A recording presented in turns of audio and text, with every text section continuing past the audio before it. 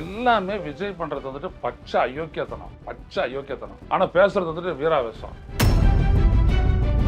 உங்களுடைய ஒரு செயலும் நீங்க பெரிய சிக்கலுக்கு ஆளாக போறீங்க.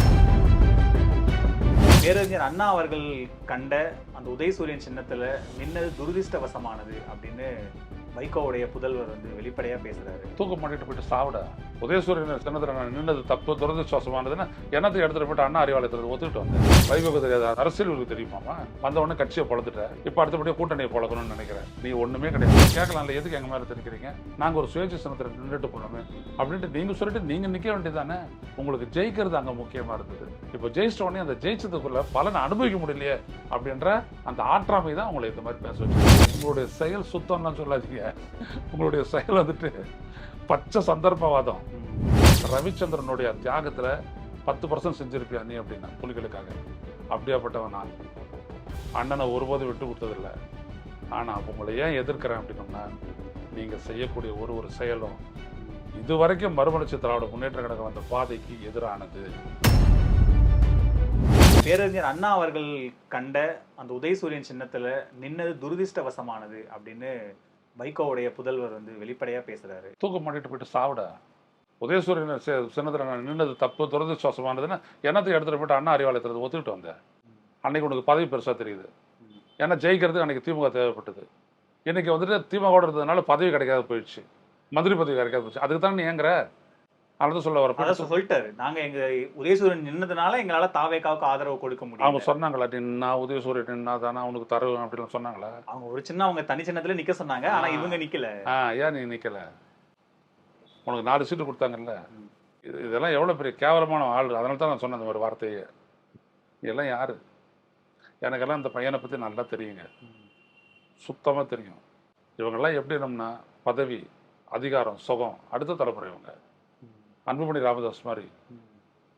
வைகோக்கு தெரியாத அரசியல் இவருக்கு தெரியுமாமா? இன்னும் இங்க போட்டுக்கிறாரு. ஹிட்லர் காலத்து இவங்க மாதிரி SS ட்ரூப்ஸ்ன்னு சொல்லுவாங்க. அவங்க தான் இப்படி போட்டுக்குவாங்க ஒரு ஸ்வஸ்திகாவை இப்படிலாம் போட்டுக்கிட்டாரு. நீ என்ன தெரியும்? என்ன இங்கே மதிமுக இங்கே வாழ்ந்துச்சு? வந்த உடனே கட்சியை பழந்துட்ட. இப்போ அடுத்தபடியே கூட்டணியை பழக்கணும்னு நினைக்கிறேன். நீ ஒன்றுமே கிடையாது. ஒரு கொசு உட்கார்ந்து இருந்தது, அடிக்க பார்த்தேன், தவறு இது ஓடி விட்டதுன்ற மாதிரி. அந்த மாதிரி கூட்டணி விட்டு விலகி போ. நல்லது. நல்லா ஒன்றுமே கிடையாது. நீ நாட்டு மக்களுக்கு கொஞ்சமும் நன்றி உடையவனோ பொறுப்புடையவனோ கிடையாது. நீ எது வேணாலும் செய்யலாம். முதலமைச்சர் வராராம், இவர் போறாராம் முதல் முறையா. நம்ம மனுஷனா நீங்களாம்? பொது கூட்டணியில நீடிக்கிறதா வேணாமான்னு நாங்க பொதுக்குழு கூட்ட போறோம். அதெல்லாம் ஒன்றும் வேணாம். நீ கூட்டணியிலே நீ இல்லை. இதான் உண்மை. இதுக்கப்புறம் ஸ்டாலினுக்கு எதுவும் ஒன்றும் தெரியாத மாதிரி சொல்றாரு இவரு. ஆனா வைகோ எல்லாத்தையும் அமைதியா வேடிக்கை தான் பாக்குறாரு. அவர் எப்பொழுதுமே அப்படிதான் வேடிக்கை பார்ப்பாரு. அவருக்கும் ஒரு தாவேக்கா கிட்ட வந்துட்டு அப்படியே மேல வரும்போது நான் விடமாட்டேன் அப்படின்னு சொல்லிட்டு நீங்களே பார்த்து முடிவு எடுக்கன்னு சொல்லிட்டு அவங்க உடனே பிள்ளை தூக்கிட்டு வந்து வச்சாங்க. அதுக்கு அவர் வேடிக்கை தான் பார்த்தாரு. அவர் எப்போதுமே நல்லா வேடிக்கை பார்ப்பாரு. இப்பவும் வேடிக்கை பார்க்குறாரு. ஏன்னா அவர் தாவேக்காவுடைய ரொம்ப அனுசரணையா போற மாதிரி தான் தெரியுது. விஜய பெரிய அளவுக்கு போடுறாரு. குதிரை பேரமே நடக்கலன்னு பேசுறாரு. அவர் வீட்டுல இருக்கிறவங்க எல்லாம் ஓட்டு போட்டாங்களாமே. ஆமா. அப்புறம் நான் அவர் போற இடத்துக்கு தான் போறாரு. போட்டோம். நான் என்ன கேட்கறேன்னா, போங்க தாராளமா, பெஸ்ட். ஏன்னா அரசியல்ல வந்துட்டு எப்போதுமே மகிழக்கூடிய நேரம் எது என்னன்னா, ஒருத்தனுடைய உண்மையான நேரம் தெரியும் போது நீங்க மகிழணும். ஸ்டாலின் மகிழ போறாரு. அவ்வளவுதான். எனக்கே தெரியும் நீங்க யாருன்ட்டு. ஸ்டாலினுக்கு தெரியாத நீங்க யாருன்ட்டு. ஒரு கட்சி ஒரு தனி சின்னத்துல நின்னா அதிகாரத்துக்குள்ள போகணும், அதிகாரத்துக்குள்ள நடக்கணும். ஏன்னா இன்னைக்கு தனி சின்னத்துல நின்ற கட்சிகள் அதிகாரத்துக்குள்ள இருக்கும்போது அதை பார்க்கும்போது இயல்பா அவருக்கு அந்த ஆதங்கம் இருக்கதானே செய்யும். அடுத்த தலைமுறையை மதிமுக வழிநடத்த போறவன்ற முறையில அவர் சொன்ன கருத்துல எந்த பிழையும் இருக்கிற மாதிரி தெரியல. சார், நம்மளும் அதிகாரத்தை நோக்கி நகரணுமே ஒரு ஆசை இருக்கதானே செய்யும். அந்த சிந்தனை எப்போ வந்திருக்கணும்? தேர்தலுக்கு மேடம் இருக்கணும்ன்றீங்களா? அதுக்கு தானே நீங்க தலைமை. உங்க அப்பா நீங்க 2 பேரும் அதுக்கு தானே இருக்கீங்க. ஏன் கம்யூனிஸ்ட் ஒத்துக்கல? ஏன் விடுதலை சிறுத்தைகள் ஒத்துக்கல? விடுதலை எவ்வளோ கஷ்டப்பட்டு 2 தொகுதி பானை, 2 தொகுதி சூரியன், கடைசியில் இன்னைக்கு 6 பானை. அப்புறம் இந்திய யூனியன் முஸ்லீம் லீக்கு ஏடி சின்னத்தில் நிற்கிறான். அது அவங்க நேஷனல் பார்ட்டி இருக்கட்டுங்க. இங்க என்ன கதை? நிற்கிறாங்க. ஏன் நீங்க நிற்கல? அங்க மட்டும் வத்திப்பட்டியில் நின்னீங்களே, ஏன் நின்னீங்க? இதே பதவி ஆசை தான். அப்படி மேலே போயிட்டோம் அப்படின்னோம்னா அப்படி மாறி அப்படி பதவியில் உட்கார்றதுக்கு ஒரு வாய்ப்பு. அதுக்கு தான் நீங்கள் இது பண்ணியிருக்கீங்க வத்திப்பட்டி சின்னத்தை. மற்றபடி வேற ஒன்றும் இல்லை. உங்களுடைய கட்சியினுடைய அங்கீகாரம் அதெல்லாம் ஒன்றும் இல்லை. மேலே போனால் ஒரு பதவியில் உட்காரணும். அந்த அந்த வெறி தான் உங்களுக்குலாம் இருக்கு. இல்ல ஒரு கட்சி நான் வந்து அதிகாரத்தை நோக்கி நகர்றது தானே இயல்பு. அதுல என்ன தவறு? அதிகாரத்தை நோக்கி நீங்க இல்லைன்னா அதுக்கு ஏற்ற மாதிரி நீங்க நடந்துக்கணும்ல. ம். நீங்க தானே முடிவெடுத்து நீங்க தானே செய்ய போறீங்க. ம். நீங்க என்ன சொல்றீங்க? திமுக மேல குற்றம் சாட்டுறீங்க, எங்க மேல திணிச்சாங்கன்றீங்க. ஆமா. ஏன் அவங்க வந்துட்டு கட்டாயப்படுத்தினாங்க. இல்ல விடுதலை சிறுத்தைகளை திணிக்கல, முஸ்லீம் லீக் மேல திணிக்கல, ம். கம்யூனிஸ்டுகள் மேல திணிக்கல, ம். உங்க மேல மட்டும் திணிக்கும் நீங்க கேட்கலாம்ல, எதுக்கு எங்க மேல திணிக்கிறீங்க? ம். நாங்க ஒரு கட்சி தானே ஐயா. கூட்டணியில மறுமலர்ச்சி திராவிட முன்னேற்ற கழகம் அப்படிதானே நிக்க போறோம். எதுக்கு நாங்க உங்க சின்னத்துல நிக்கணும்? ம். நாங்க ஒரு சுயேட்சை சின்னத்துல நின்றுட்டு போறோமே அப்படின்ட்டு நீங்க சொல்லிட்டு நீங்க நிக்க வேண்டியதானே. ம். உங்களுக்கு ஜெயிக்கிறது அங்க முக்கியமா இருந்தது. இப்போ ஜெயிச்சிட்ட உடனே அந்த ஜெயிச்சதுக்குள்ள பலனை அனுபவிக்க முடியலையே அப்படின்ற அந்த ஆற்றாமை தான் உங்களை இந்த மாதிரி பேச வச்சுது. ம். அதனால தான் வாக்களிச்ச மக்களை அவமதிக்கிற மாதிரி துரதிருஷ்டம் அப்படின்னீங்க. ம். உங்களுடைய வெற்றி துரதிருஷ்டவசமானதா? ம். உங்களுடைய வெற்றி ஒரு கூட்டணிக்காக போடப்பட்ட வெற்றி அது. ம். அப்ப இந்த எம்எல்ஏக்கள் என்ன ஆவாங்க 2 பேரும்? அதெல்லாம் ஒன்றும் இல்லை. கூட்டணி விட்டு வெளில வந்துட்டு அதில் வெளில வர்றதுனால ஒன்று ராஜினாமா பண்ணிட்டு போயிடுவாங்க. அப்படிலாம் ஒன்றும் இல்லை. ஆ. இவங்க அதுதான் விஜயெல்லாம் போய் சந்திச்சிருக்காரு. என்ன பண்ணலாம் அப்படின்றதுக்காக தான் யோசிக்கிறதுக்கு விஜய் போய் சந்திச்சிருக்காரு. அவங்களாம் ரிசைன் பண்ணிட்டு போயிருக்கிறாங்களே, நாங்களும் ரிசைன் பண்ணிட்டு தான் உங்களுடைய கூட்டணியில் சீட்டு கொடுப்பீங்களா அப்படின்னு கேட்கறது தானே ஒரு விஜய் கிட்ட போயிருக்காரு. ஆமா, சமீபத்தில் சந்திச்சாரு. முதல்ல அங்கே வரும்போது அவருடைய தொகுதிக்கு வராருன்னாரு. அப்புறம் இங்கே வந்துட்டு சந்திச்சாரு. அப்புறம் வீட்டில் போய் சந்திக்கிறாரு. ம். இன்னும் 2-3 முறையோட சந்திக்கலாம். ம். அதுக்கு தானே நீங்கள் போறீங்க. இல்ல, இதெல்லாம் அவங்க எல்லாருமே அடுத்த நோக்கி விஜய் தான் அடுத்த எதிர்காலம் தமிழ்நாட்டுல. திமுக இனிமே ஐயா, எந்திரிச்சே வராதுன்ற நீங்க- மாதிரி அவங்க நினைக்கிறாங்க. எல்லா நீங்க- கூட்டணி கட்சிகளும் நீங்க பெரும்பாலும். எதை வேணாலும் நீங்க நினைங்க. நான் அதை பத்தி சொல்ல வரல. ஏற்கனவே இருக்கிற கூட்டணியை இப்போ கூட இவர் மார்க்சிஸ்ட் கம்யூனிஸ்ட் கட்சியினுடைய சண்முகம். மாநில செயலாளர் சண்முகம் என்ன சொல்றாரு? திமுக கூட்டணின்றதும் ஒண்ணு இல்ல. திமுக கூட்டணி ஒன்று இல்லைன்றாரு. திமுக கூட்டணி இல்லையா? அப்போ நீங்க இல்லைன்னா இல்லை ஆயிடுதுமா. ம். அங்க தேமுதிக இருக்குது, அங்க மறுமலை இது இன்னும் ஒரு படி மேல போய் மதசார்பற்ற முற்போக்கு கூட்டணின்றது இல்ல அப்படி இல்லை அப்படிலாம் சொல்றாரு. அங்க வந்துட்டு அந்த இது மனிதநேய மக்கள் கட்சி இருக்குது, அங்க மனிதநேய ஜனநாயக கட்சி இருக்குது, இன்னும் இந்த மாதிரி ஏகப்பட்ட கட்சிகள் இருக்கிறாங்க. ஆனா இவர் மட்டும் வெளில வந்துட்டு இவர் வந்து இல்லைன்னு சொல்றாரு. இவருக்கு அந்த உரிமை இருக்கா? உரிமை இருக்கான்னு கேட்குறேன். ஆனா இதை எடுத்து கேள்வியா கேட்கறதுக்கு வந்துட்டு அங்க பத்திரிகையாளர்கள்கிட்ட திராணி இல்லை.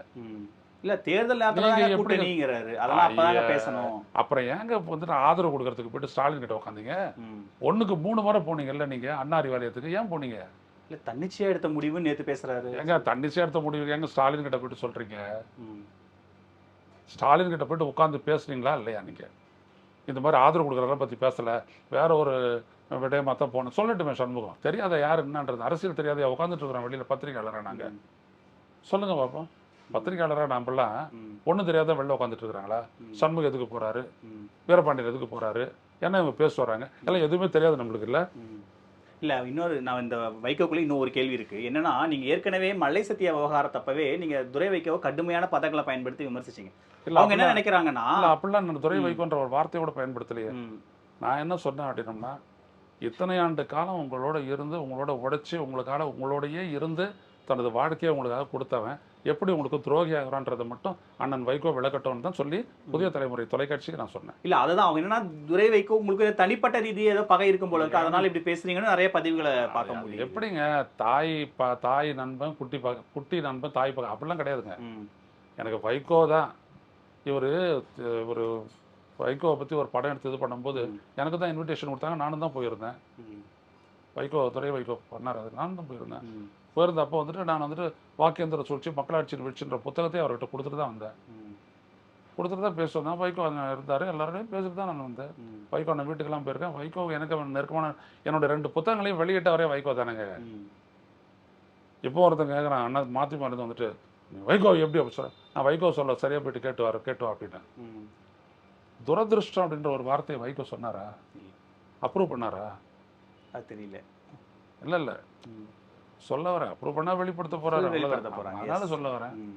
முதல்ல ஒன்று புரிஞ்சு, இப்போ உங்களுடைய மதிமுககாரனுடைய மனம் புண்படுது அப்படின்னம்னா அது உள்ளபடியே வருத்தம் தரத்தக்க செயல் தான். ம். அது வேற விஷயம். ம். அதுக்கு நான் வருத்தம் கூட தெரிவிக்கிறேன், நோ ப்ராப்ளம். ஆனா உங்களுடைய செயல் சுத்தம்லாம் சொல்லாதீங்க. உங்களுடைய செயல் வந்துட்டு பச்சை சந்தர்ப்பவாதம். ம்.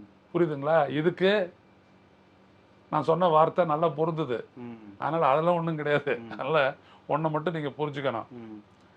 வாக்களிச்ச மக்களை நீங்க அவமதிச்சிங்க, எனக்கு அதான் கோபம் வருது. ஓகே. வேற ஒன்றும் இல்லை. மற்றபடி வைகோ மதிமுக அப்படிலாம் ஒன்றும் கிடையாது. எனக்கு தெரியும் எந்தெந்த கட்சி என்னென்ன அடிப்படையில் இயங்குதுன்னு தெரியும். இப்போ வந்துட்டு அவர் பேர் வந்து துரை வைகோலாம் என்ன அடிப்படையில் இயங்குறாங்க அப்படின்றதெல்லாம் கூட எனக்கு தெரியும். எதுவுமே தெரியாத நாங்களாம் வெளில உட்காந்துட்டு இருக்கிறோமாங்க. ம். தமிழ்நாட்டு அரசியலில் நாமளும் இருக்கிறாங்க. அண்ணன் கிட்ட கேளுங்க, ஐயா எனக்கு என்ன தெரியும் அப்படின்னு கேளுங்க. ம். புரியுதுங்களா? நான் ரவிச்சந்திரனை சந்திச்சதே இல்லை. வைகோனுடைய தம்பி, அவர் என் வயசு ஒத்தவராக தான் இருப்பார். அவரையே டிஃபெண்ட் பண்ணுவேன் நான். சீமானை பற்றி சொல்லும்போது ரவிச்சந்திரனுடைய தியாகத்தில் 10% செஞ்சிருப்பியா நீ அப்படின்னா புலிகளுக்காக. அப்படியாப்பட்டவன் நான். அண்ணனை ஒருபோதும் விட்டு கொடுத்ததில்லை. ஆனால் உங்களை ஏன் எதிர்க்கிறேன் அப்படின்னோம்னா, நீங்கள் செய்யக்கூடிய ஒரு செயலும் இதுவரைக்கும் மறுமலர்ச்சி திராவிட முன்னேற்ற கழகம் வந்த பாதைக்கு எதிரானது. இப்போ நான் சொல்ல வரேன், இது சரியான பாதையிலேயே போல. புரியுதுங்களா? நீங்கள் உங்கள்கிட்ட ஒரு இது போடுங்க, தனித்தன்மை விடலாம். தனித்தன்மையெல்லாம் போட்டதுன்னா ஒத்துக்காத, கூட்டணியிலே இருக்காத. உன் தனித்தன்மையை நீ தனியாக நின்று நிரூபிக்கலாம். புரியுதா? எப்போட போறியா? தாராளமாக ரிசைன்மெண்ட்டு நேரம் தாவேக்காவுக்கு போ. உன்னை மதிப்பாங்க 4 பேர். பாடுறா, அந்த கூட்டணியில் இருந்து 2 எம்எல்ஏ இருந்தாங்க, தூக்கி போட்டு போகிறாங்க. ஆனால் நீங்கள் என்ன நினைப்பீங்க? நீங்கள் சொன்ன அந்த 2 எம்எல்ஏ ஜெயிச்சவங்க வந்துட்டு வருவாங்களா வரமாட்டாங்களான்ற டவுட் உங்கள்கிட்ட இருக்குது. அவங்க என்ன சொல்கிறாங்க? போனேன், நாங்கள் பார்த்துக்குறோன்னேன்றாங்க. அப்புறம் உங்கள் கடை கத்திராயிடும். எனக்கு தெரியும் யார் யார் எங்கெங்க என்னென்ன பண்ணுவீங்க அப்படின்ட்டு. அதனால் இதில் கோச்சிட்டு இருக்கக்கூடிய மதிமுகனுடைய நிறைய மீமெல்லாம் வேற இல்லைங்க, அதெல்லாம் பற்றி கவலைப்படல. அவங்களுக்கு ஏற்பட்ட கோபத்துக்கு அவங்க ஏதோ செய்கிறாங்க, அதெல்லாம் பற்றி கவலை இல்லைன்னா இறைவனுடைய அருளில் வளருவேன். எனக்கு அதெல்லாம் பற்றி கவலை இல்லை. அதுக்காக நான் அவங்கள தப்பாகவும் நினைக்க மாட்டேன். அதையும் நான் சொல்ல வரேன். புரியுதுங்களா? எனக்கு ஒரு சாஃப்ட் கார்னர் மல்லை சத்யா மேலே இருக்கான்னா, ஆமாம், அது எல்லா தொண்டன் மேலேயும் இருக்கும் எனக்கு. ஏன்னா நான் பார்த்துருக்கிறேன், பழகி இருக்கிறேன். வைகோண்ணனுக்கு மட்டும் ஒரு சாஃப்ட் கார்னர் இருக்கும், ஆனால் மற்றவங்களுக்கு இருக்காதுன்னா அது எப்படி? இந்த மாதிரி எவ்வளோ பேர். சைதாப்பேட்டையில் மதிமுக அவனுடைய செயல் வீரர் கூட்டம் போடுறதுக்கு ஒரு நேரத்தில் வந்துட்டு ஒரு மண்டபமே கிடைக்காதப்போ நாங்கள் தான் ஏற்பாடு பண்ணி அந்த மண்டபத்தை கொடுத்தோம். 4000 பேர் கூடனா அன்னைக்கு. நீங்கள் எங்கே போச்சு அந்த கட்சி? எல்லாம் நீங்கள் யோசிங்க. சும்மா அந்த கட்சியில் இருக்கிறோம் இந்த ஏதோ உங்களுடைய ப்ராப்பர்ட்டி மாதிரிலாம் பார்க்காதீங்க. அப்படி பார்த்ததுனால தான் இன்றைக்கி பல கட்சிகள் அழியுது. சொத்துன்னு நீங்கள் நினச்சிங்கன்னா ஒரு கட்சியை காலி நிற்காதது. அதனால் நேர்த்தியாக சிந்திங்க. இந்த திட்டுறது, இது பண்ணுறது, இந்த ஃபோனில் கூப்பிட்றது, இந்த கதையெல்லாம் விட்டுருங்க.